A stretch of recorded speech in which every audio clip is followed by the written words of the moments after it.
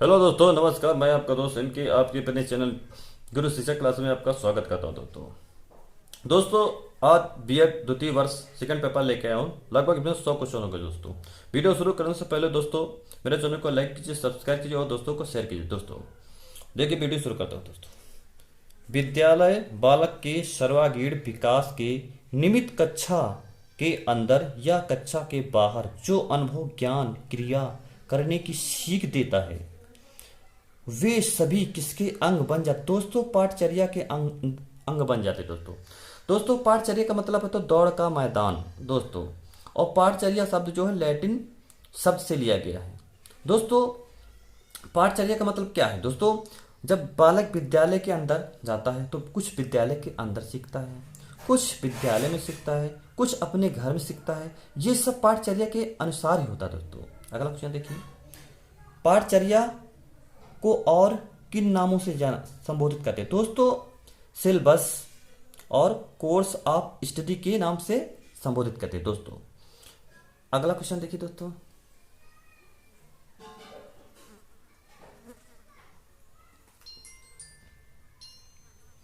पाठचर्या शब्द किस भाषा के शब्द? दोस्तों लैटिन शब्द से है। दोस्तों लैटिन शब्द से बना है। दोस्तों अगला क्वेश्चन देखिए, पाठचर्या करिकुलम का अर्थ है? दोस्तों दौड़ का रास्ता या दौड़ का मैदान या दौड़ का क्षेत्र, कई नामों से जाना जाता है। दोस्तों अगला क्वेश्चन देखिए, पाठचर्या एक ऐसा क्रम है जो किसी व्यक्ति को गंतव्य स्थान पर पहुंचाने के लिए तय करना पड़ता है। दोस्तों यह कथन है। दोस्तों कथन संबंधित सबसे महत्वपूर्ण क्वेश्चन होते हैं। ये हर परीक्षाओं में 1 से 2 क्वेश्चन बनते हैं। दोस्तों ये कथन है ब्रूबेकर महोदय का। दोस्तों ये बहुत बड़े विद्वान है। दोस्तों अगला क्वेश्चन देखिए, शिक्षा के लक्ष्य तक पहुंचने के लिए जिन अध्ययन परिस्थितियों की क्रमिक रूपरेखा बनाई जाती है उसे पाठचर्या कहा जाता है। दोस्तों यह कथन किसका है? दोस्तों यह कथन किसका है? दोस्तों रॉबर्ट यूचिल का है। रॉबर्ट यूचिल महोदय का ही कथन। दोस्तों अगला क्वेश्चन देखिए, पाठचर्या के लिए किन शब्दों का प्रयोग किया जाता है? दोस्तों 3 शब्दों का प्रयोग किया जाता है, curriculum, syllabus, course of study. इन नामों से पाठचर्या को संबोधित किया जाता है, जाना जाता है, प्रयोग किया जाता है। दोस्तों अगला क्वेश्चन देखिए। दोस्तों अगला क्वेश्चन, पाठचर्या के संबंध में यह परिभाषा किस विद्वान ने दी है कि पाठचर्या समस्त अधिगम प्रक्रियाओं से संबंधित है जो विद्यालय और नियोजित तथा निर्देशित होती है। ये अधिगम अनुभव एक व्यक्ति के लिए अथवा समूह के लिए विद्यालय में अपना बाहर आयोजित किए गए हैं। यह कथन है। दोस्तों यह केर महोदय का है। दोस्तों कथन संबंधित बहुत महत्वपूर्ण क्वेश्चन होते हैं। दोस्तों समझिएगा और जानिएगा। दोस्तों अगला क्वेश्चन देखिए। दोस्तों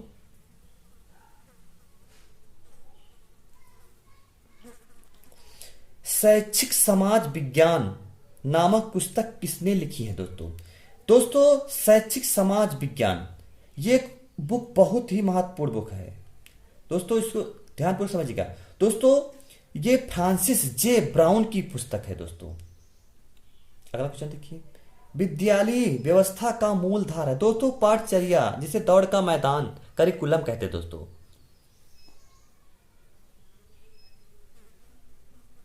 अगला क्वेश्चन देखिए, पाठ्यक्रम को मानव जाति के संपूर्ण ज्ञान और अनुभव का सार समझा जाना चाहिए। यह कथन किसका है? दोस्तों यह कथन फ्रोबल महोदय का है। दोस्तों फ्रोबल महोदय का। दोस्तों अगला क्वेश्चन देखिए, वर्तमान समय में पाठ्यक्रम के किस आधार पर बहुत बल दिया जा रहा है? दोस्तों सामाजिक आधार पर। दोस्तों सामाजिक आधार का मतलब है जब बालक बाहरी यानी समाज में कुछ सीखता है उसे सामाजिक आधार कहते हैं। दोस्तों सबसे ज्यादा बालक सामाजिक आधार के द्वारा परिवार में, समाज में, खेल के मैदान में सबसे ज्यादा सीखता है बालक, उसी के द्वारा बालक का विकास अधिक होता है। दोस्तों अगला क्वेश्चन देखिए, जो पाठ्यक्रम वर्तमान और भविष्य की आवश्यकताओं के लिए उपयुक्त है उसमें निश्चित रूप से रचनात्मक विषयों के प्रति निश्चित सुझाव होना चाहिए। यह विचार है। दोस्तों यह विचार रेमांड का है। दोस्तों किसका है? रेमांड का। इसलिए हमने कथन संबंधित कई क्वेश्चन इसमें रखा है दोस्तों, क्योंकि हर परीक्षाओं में 1 से 2 क्वेश्चन बनते हैं दोस्तों। अगला क्वेश्चन देखिए, पाठ्यक्रम में सब विषयों में एक प्रकार की एकता हो तो पाठ्यक्रम कहलाता दोस्तों समेकित पाठ्यक्रम कहलाता है, समेकित पाठ्यक्रम कहलाता है दोस्तों। अगला क्वेश्चन देखिए दोस्तों, बालक केंद्रित पाठ्यक्रम वह है जो पूर्णता और समस्त रूप से सीखने वाले में ही निहित है। यह कथन है दोस्तों, यह कथन जेम्स एम ली महोदय का है, जेम्स एम ली महोदय का। दोस्तों कथन संबंधित हमने कई क्वेश्चन रखा है, समझ लीजिएगा। मान लो एक क्वेश्चन पेपर में बनता है दोस्तों। अगला क्वेश्चन देखिए, पाठ्यक्रम निर्माण का सिद्धांत है दोस्तों, पाठ्यक्रम निर्माण का सिद्धांत है। अब यहां पर 3 विकल्प देख रहे हैं। अब मान लो ये 3 सही है, इसमें एक और विकल्प बढ़ा देगा, पूछेगा पाठ्यक्रम निर्माण का कौन सा सिद्धांत नहीं है। अगर आपको ये सिद्धांत नहीं आएंगे तो आप उसको पता नहीं कर पाएंगे कौन सा सिद्धांत नहीं है दोस्तों। इसलिए हमने ये तीनों सिद्धांत लिख दिए हैं, आप इसको समझ लीजिएगा।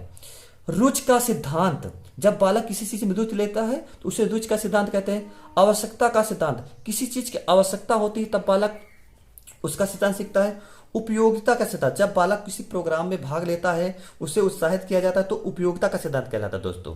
अगला क्वेश्चन देखिए दोस्तों, अगला क्वेश्चन देखिए, लोकतंत्री पाठ्यक्रम में कौन कौन से सिद्धांत हैं दोस्तों? 3 सिद्धांत हैं दोस्तों। सामाजिक उद्देश्यों की प्राप्ति, लचीलापन, बहुमुखी प्रवृत्ति। दोस्तों सामाजिक उद्देश्यों की प्राप्ति होना बहुत जरूरी है। अगर समाज में किसी चीज को देखिए, वैयक्तिक उद्देश्य हो गया और सामाजिक उद्देश्य हो गया, दोनों उद्देश्यों को प्राप्त करना बहुत जरूरी है दोस्तों। अगला देखिए, लचीलापन, लचीलापन, लोकतांत्रिक पाठ्यक्रम लचीलापन होना चाहिए जिसमें बालक रुचि ले दोस्तों।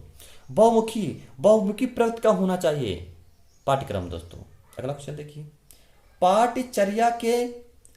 पाठचर्या में किन विषय वस्तुओं को समाहित किया गया है दोस्तों यहां पर देखिए 3 पाठचर्या जो विषय वस्तुओं को समाहित किया गया पाठचर्या में। दोस्तों यहां पर देखिए, शिक्षक द्वारा पढ़ाए जाने वाले विषय वस्तु क्रियाएं। अगला देखिए, प्रयोग के कार्य एवं सामुदायिक कार्य दोस्तों। अगला देखिए, लेखन, वाचन, पुस्तकालय, कृत कार्य, दिनाचार्य आदि हैं।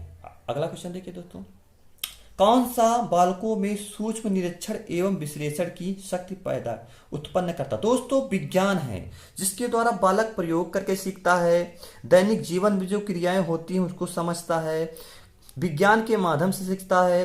तो ये सब विज्ञान के ही थ्रू है। हम जानते हैं हमारे ग्रहों की संख्या कितनी है, इसमें क्या है, सब हम विज्ञान के थ्रू ही जानते हैं दोस्तों। अगला क्वेश्चन देखिए, उद्देश्य के निर्धारण की आवश्यकताओं को किस विद्वान ने एलिस एवं चेस्टर कैथ के वार्तालाप के माध्यम से व्यक्त किया है दोस्तों एडवर्ड एवं क्रक के अनुसार है दोस्तों। अगला देखिए, शिक्षा के उद्देश्यों के किन प्रकार हैं दोस्तों? शिक्षा के उद्देश्यों के कितने प्रकार? दोस्तों 2 हैं दोस्तों। शिक्षा के उद्देश्यों के 2 प्रकार, एक वैयक्तिक होता है, एक सामाजिक उद्देश्य होता है। वैयक्तिक के अनुसार हम अपने आप सीख सकते हैं और सामाजिक के समाज में देखकर शिक्षा के अनुसार ही सीख सकते हैं दोस्तों। अगला देखिए क्वेश्चन, शिक्षण एवं अधिगम किसके द्वारा अधिक प्रभावशाली होता है दोस्तों? अनुभव द्वारा। किसी चीज को जब तक हम अनुभव नहीं करेंगे हम शिक्षण नहीं समझ सकते। हम अपने अनुभव के द्वारा समाज में क्या हो रहा है, विद्यालय में क्या हो रहा है, उसी के अनुसार ही सीखते हैं। अगला क्वेश्चन देखिए, किस विद्वान ने पाठ्यक्रम संरचना को 5 पदों में बांटा? दोस्तों व्हीलर महोदय ने बांटा है, पाठ्यक्रम को 5 भागों में बांटा है। अगला क्वेश्चन देखिए,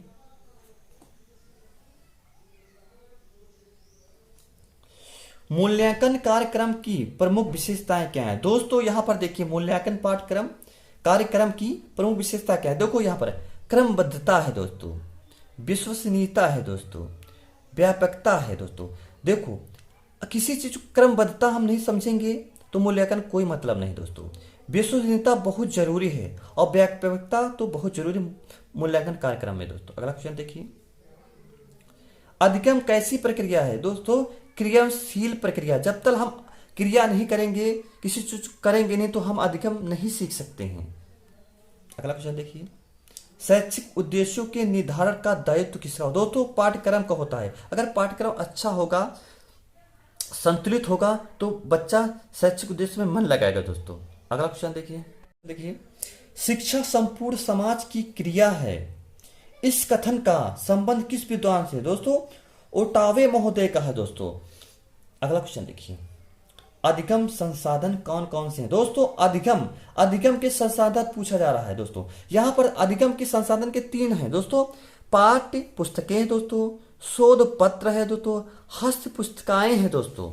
ये सभी अधिगम के संसाधन हैं दोस्तों। अगला क्वेश्चन देखिए, शैक्षिक उद्देश्यों का प्रमुख स्रोत है दोस्तों। शैक्षिक उद्देश्यों का प्रमुख स्रोत है दोस्तों, यहां पर देखिए दोस्तों, समाज है, व्यक्ति है, ज्ञान है। ये शैक्षिक उद्देश्यों के प्रमुख स्रोत हैं दोस्तों। अगला क्वेश्चन देखिए, पाठ्यक्रम के प्रमुख उद्देश्य हैं दोस्तों। पाठ्यक्रम के प्रमुख उद्देश्य समझ लीजिएगा दोस्तों। छात्रों का सर्वांगीण विकास करना। देखो पाठ्यक्रम के अनुसार जब तक छात्रों का सर्वांगीण विकास नहीं होगा, वहां पर सीखेगा नहीं, समझेगा नहीं, तो छात्रों का सर्वांगीण विकास नहीं हो सकता है। अगला क्वेश्चन देखिए। अगला देखिए, बालक का नैतिक व चारित्रिक विकास करना। पाठ्यक्रम के अनुसार बालक का नैतिक यानी शैक्षिक और चारित्रिक यानी चरित्र का विकास होना बहुत जरूरी है दोस्तों। अगला क्वेश्चन देखिए, बालक की रचनात्मक एवं सृजनात्मक क्षमता का विकास होना चाहिए। बालक कितना समझ सकता है, कितना रचना कर सकता है, इसी के अनुसार पाठ्यक्रम का मुख्य उद्देश्य है दोस्तों। अगला क्वेश्चन देखिए, व्हीलर के पाठ्यक्रम संरचना के 5 सोपान में कौन सा गलत है? दोस्तों जीवन में तादम्यता, जीवन में तादम्य दोस्तों, तादम्य। अगला क्वेश्चन देखिए, मूल्य मानव व्यवहार के निर्धारण तत्व हैं, ये आदर्श एवं लक्ष्य दोनों का कार्य करते हैं। यह कथन किसका? दोस्तों वुड्स महोदय का है दोस्तों। वुड्स महोदय का कथन संबंधित बहुत महत्वपूर्ण क्वेश्चन है दोस्तों, इसको समझ लीजिएगा। किस विद्वान ने पाठ्यक्रम की संरचना प्रक्रिया को वृत्ताकार माना? दोस्तों व्हीलर महोदय ने बांटा है दोस्तों, व्हीलर महोदय ने।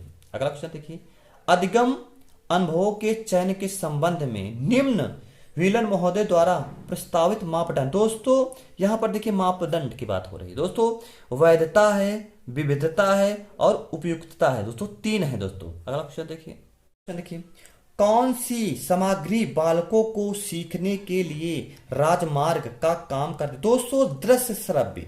दृश्य श्रव्य का मतलब दोस्तों क्या होता है? जिसे हम देख सकते हैं, सुन सकते हैं, देख सकते हैं, सुन सकते हैं, देख सकते हैं, सुन सकते हैं दोस्तों। जैसे टेलीविजन हो गया दोस्तों, ये इसको हम देख भी सकते हैं, सुन सकते हैं दोस्तों। ये बालकों के सीखने का राजमार्ग है दोस्तों। अगला क्वेश्चन देखिए, अधिगम अनुभवों के वर्गीकरण में किस विद्वान ने महत्वपूर्ण योगदान दिया है? दोस्तों माउसमैन ने दिया है दोस्तों। कौन से महोदय हैं दोस्तों? माउसमैन ने दिया। अगला क्वेश्चन देखिए, कौन कौन से अंतर्वस्क चयन का गौड़ मापदंड है दोस्तों? यहां पर देखिए, पहला है शिक्षार्थी की आवश्यकताएं एवं उपलब्धियां। शिक्षार्थी की क्या आवश्यकताएं एवं क्या उपलब्धियां हैं ये। अगला देखिए, अधिगम योग्यता। तीसरा है उपयोगिता। 3 दिए हैं।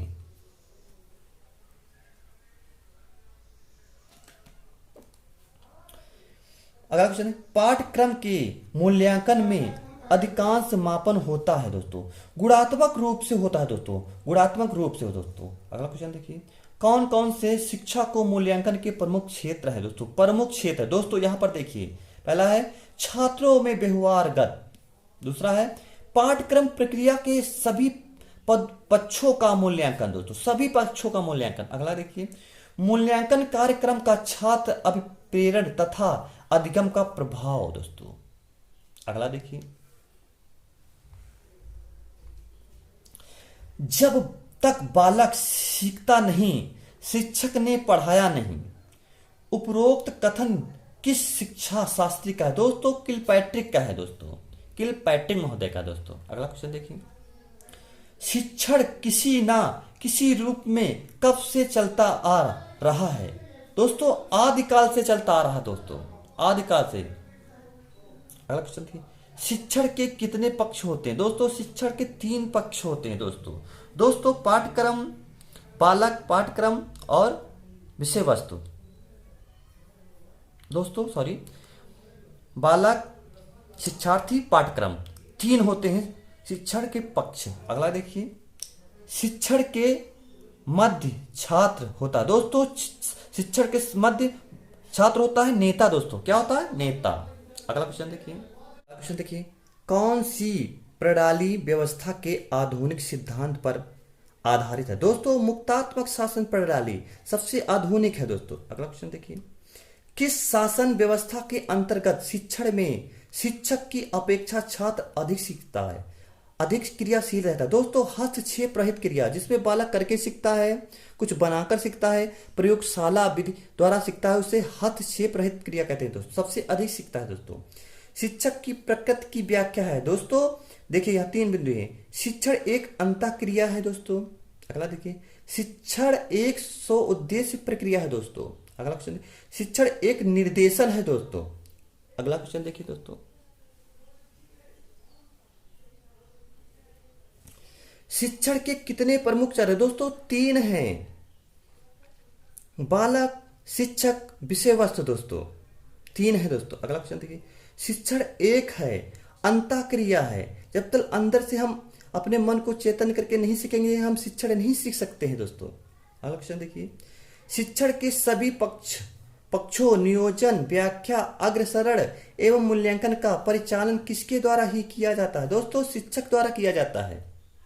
जब तक शिक्षक नहीं होगा हम कुछ नहीं सकते हैं, छात्र कुछ नहीं सीख सकता है। अगला क्वेश्चन देखिए, शिक्षण प्रक्रिया के अंतर्गत कौन आश्रित चर के रूप में कार्य का दोस्तों? छात्र। जब तक छात्र होंगे शिक्षक किसको पढ़ाएगा? किसी को नहीं पढ़ा सकता है दोस्तों। अगला क्वेश्चन देखिए, छात्र को किसके द्वारा नियोजित, व्यवस्थित एवं प्रस्तुत शिक्षण के अनुरूप ही क्रियाशील होना पड़ता दोस्तों? शिक्षक के। अगला देखिए क्वेश्चन, कौन मनुष्य के जन्म से लेकर मृत्यु तक चलने वाली सतत प्रक्रिया दोस्तों? अधिगम। बच्चा जब से जन्म लेता है मृत्यु तक सीखता है, कुछ ना कुछ सीखता ही रहता है दोस्तों। माता द्वारा, पिता द्वारा, भाई द्वारा, विद्यालय द्वारा, समाज द्वारा कुछ ना कुछ सीखता ही रहता है। अगला क्वेश्चन देखिए, कौन बालक के व्यक्तित्व के लगभग सभी आयामों को प्रभावित करता है दोस्तों? शिक्षण करता है दोस्तों। अगला क्वेश्चन देखिए दोस्तों, अनुबंधन, परिशिक्षण, अनुदेशन एवं शिक्षण सभी का आयोजन एवं व्यवस्था किसके लिए की जाती है दोस्तों? अधिगम के लिए की जाती है। अधिगम के द्वारा हम इनका प्रयोग करते हैं, अपने जीवन से कुछ सीखते हैं दोस्तों। अगला क्वेश्चन देखिए दोस्तों, शिक्षण सर्वाधिक बौद्धिक अभिव्यक्ति वाली एक व्यापक है दोस्तों, प्रक्रिया है। शिक्षण एक ऐसी प्रक्रिया है जिसके द्वारा बौद्धिक विकास होता है, व्यापक विकास होता है दोस्तों। अगला क्वेश्चन, एन ट्रैक्शनल थियरी पुस्तक के लेखक कौन है दोस्तों? हार्सफोर्ड हैं दोस्तों, हार्सफोर्ड महोदय हैं, ये बहुत इंपॉर्टेंट है दोस्तों। अगला क्वेश्चन देखिए, अनुदेशन व्यक्तित्व के किस पक्ष को प्रभावित करता है दोस्तों? ज्ञानात्मक पक्ष के अनुदेशन प्रभावित करता है दोस्तों। अगला देखिए, शिक्षण प्रक्रिया में कौन कौन से चर होते दोस्तों? तीन चर होते दोस्तों, शिक्षक, छात्र, विषय वस्तु।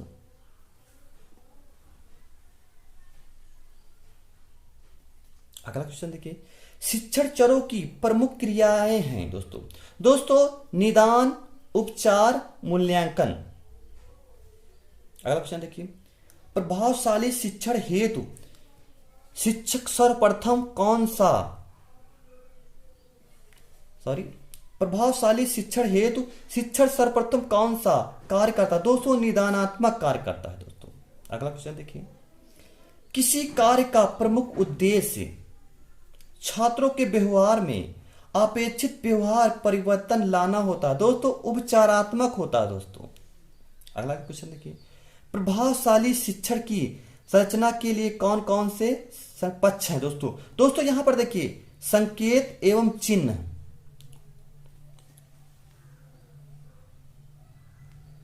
अगला देखिए, भाषा विज्ञान की प्रक्रिया दोस्तों, भाषा विज्ञान की प्रक्रिया दोस्तों, मौन स्वीकृति, मनन स्वीकृति दोस्तों। अगला क्वेश्चन देखिए, पाठ्यक्रम विकास का सर्वाधिक महत्वपूर्ण अभिकरण कौन सा दोस्तों? अध्यापक है दोस्तों, अध्यापक। पाठ्यक्रम विकास के किन चरणों पर अध्यापक की भागीदारी असंदिग्ध एवं सर्वमान्य है। दोस्तों सभी चरणों में, प्रथम, निम्न चरण, माध्यम चरण, 3 चरण होते हैं दोस्तों, सभी चरणों में होता है दोस्तों। प्रथम, निम्न, दोस्तों उच्च, निम्न, माध्यम चरण है दोस्तों। अगला क्वेश्चन देखिए दोस्तों। व्यक्तिगत रूप से छात्रों एवं उनकी समस्याओं को समझने, उन पर ध्यान देने का कार्य कौन कर सकता है? दोस्तों अध्यापक कर सकता है। छात्रों के विकास में सर्वाधिक योगदान अध्यापक का होता है दोस्तों, ये माली का कार्य करता है दोस्तों। अगला क्वेश्चन देखिए। शिक्षक में किस उत्तरदायित्व की प्रबल भावना होती दोस्तों? दोस्तों ज्ञान, अनुभव। जब तक ज्ञान नहीं होगा आप अनुभव नहीं करेंगे, ज्ञान के द्वारा ही हम अब किसी चीज को अनुभव कर सकते हैं दोस्तों। अगला क्वेश्चन देखिए। अध्यापक का छात्र, विद्यालय तथा उनसे संबंधित सभी पक्षों से कैसा संबंध होता? दोस्तों भावनात्मक होता है दोस्तों। कौन सा होता है? भावनात्मक दोस्तों। अगला क्वेश्चन देखिए। पाठ्यक्रम को वास्तविक कार्यात्मक रूप से कहां प्रदान किया जाए? दोस्तों कक्षा में किया जाता है। कक्षा में अपने छात्रों के साथ, दोस्तों के साथ विद्यालय में छात्र कई चीजें सीखता है दोस्तों। सेलर एवं एलेक्जेंडर ने कितने प्रकार के पाठ्यक्रम बताए? दोस्तों 2 प्रकार के पाठ्यक्रम बताए दोस्तों। अगला क्वेश्चन देखिए। शिक्षा प्रक्रिया की महत्वपूर्ण धुरी कौन है? दोस्तों सबसे महत्वपूर्ण शिक्षक है। शिक्षक नहीं होता तो विद्यालय में बच्चों को कौन पढ़ाएगा? बच्चे क्या सीखेगा? अगला क्वेश्चन देखिए। शिक्षकों का आयु वर्ग किसको प्रभावित करता? दोस्तों पाठ्यक्रम को प्रभावित करता है, पाठ्यक्रम को प्रभावित करता है दोस्तों। युवा एवं प्रौढ़ शिक्षकों की सोच एवं अनुभव में क्या होता दोस्तों? पर्याप्त अंतर होता है। युवा और प्रौढ़ में पर्याप्त अंतर होता है दोस्तों। अगला क्वेश्चन देखिए दोस्तों। पाठ्यक्रम पर शिक्षक वर्ग का प्रभाव कितने प्रमुख रूपों में कार्य करता? दोस्तों 2 प्रमुख रूपों में कार्य करता है दोस्तों। अगला क्वेश्चन देखिए। प्रत्येक शिक्षक किसमें कुछ आस्था रखता है दोस्तों? नैतिक मूल्यों पर आस्था रखता है दोस्तों, नैतिक मूल्यों पर। अगला क्वेश्चन देखिए। पाठ्यक्रम पर शिक्षक वर्ग का प्रभाव किन रूपों में नहीं करता है दोस्तों? कार्य करता है दोस्तों, व्यवहार के रूप में नहीं करता है दोस्तों। अगला क्वेश्चन देखिए। क्वेश्चन देखिए। प्रत्येक शिक्षक अनिवार्य रूप में किसका शिक्षक होता है दोस्तों? सामान्य नैतिक आचरण का शिक्षक होता है दोस्तों। अगला क्वेश्चन देखिए। पाठ्यक्रम शिक्षक के लिए अपने विचारों को कहां तक पहुंचाने का माध्यम होता है? दोस्तों बालकों तक होता है दोस्तों, बालकों तक। अगला क्वेश्चन देखिए दोस्तों। किस ढंग से शिक्षक व्यक्तिगत रूप से पाठ्यक्रम को प्रभावित? दोस्तों प्रत्यक्ष, परोक्ष, प्रत्यक्ष रूप से और परोक्ष रूप से बालक पाठ्यक्रम को प्रभावित करता है दोस्तों। अगला क्वेश्चन देखिए। वर्तमान समय में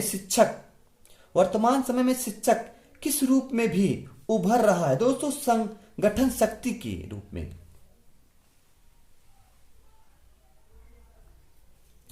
राज्य स्तर शिक्षक संगठन किस स्तर पर हो? दोस्तों राज्य स्तर पर होता है दोस्तों। अगला क्वेश्चन देखिए दोस्तों। कौन अध्यापकों के संभागित्व को पाठ्यक्रम विकास प्रक्रिया का एक अनिवार्य अंग मानते हैं? दोस्तों एडवर्ड महोदय मानते हैं दोस्तों। अगला क्वेश्चन देखिए। हेमलेट नाटक के राजकुमार के बिना खेला जा रहा है, यह कथन किसका है? दोस्तों रोनाल्ड गोल्ड का है दोस्तों, रोनाल्ड गोल्ड महोदय का है दोस्तों। अगला क्वेश्चन देखिए। पाठ्यक्रम आयोजन का कार्य तो लगभग सभी जगह किसके हाथों में केंद्रित है? दोस्तों विशेषज्ञ के हाथों में है दोस्तों। अगला क्वेश्चन देखिए दोस्तों। स्कूल स्तर का पाठ्यक्रम राष्ट्रीय शिक्षा नीति के अंतर्गत तैयार करने में किसकी पर्याप्त भागीदारी रही है दोस्तों? पर्याप्त भागीदारी रही है दोस्तों, शिक्षक की रही है दोस्तों। अगला क्वेश्चन देखिए। आधुनिक शिक्षा प्रणाली में अध्यापक किसके रूप में कार्य करता है दोस्तों? पथ प्रदर्शक के रूप में कार्य करता है दोस्तों, कि बालक का विकास हो सके, बालक के आने वाली कठिनाइयां दूर हो सके। अध्यापक कार्य होता कि पथ प्रदर्शक, ये नई रास्ता दिखाने के रूप में बालक कुछ सीख सके, अध्यापक का दायित्व होता है दोस्तों। दोस्तों मेरा ये वीडियो आपको कैसा लगा? अगर अच्छा लगा तो लाइक कीजिए, सब्सक्राइब कीजिए और दोस्तों को शेयर कीजिए। दोस्तों इस समय मेरा गला ठीक नहीं है, इसलिए थोड़ी आवाज़ फंस रही है दोस्तों। धन्यवाद।